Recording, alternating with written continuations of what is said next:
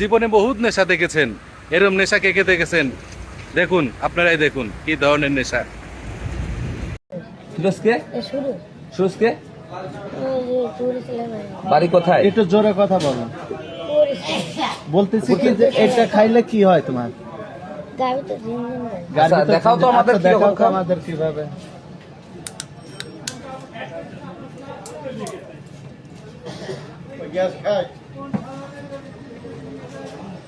কি স্টাইলে সব ট্রেন কোন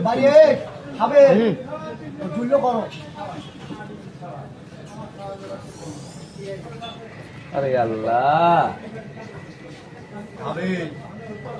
থো থো থো থো, আর খাওয়া লাগবে না, থো থো আচ্ছা থো। ওটা রাখো।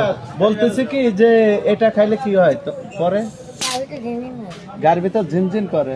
তাহলে এই যে তুমি যে এগুলা যে এতটি যে তুমি গ্যাস লাইট যে খাইছো, এ সবই তো গ্যাস লাইট ওই দোকানের ভিতর, তাই তো? এগুলা কিটা খাইছে? তুমি খাইছো?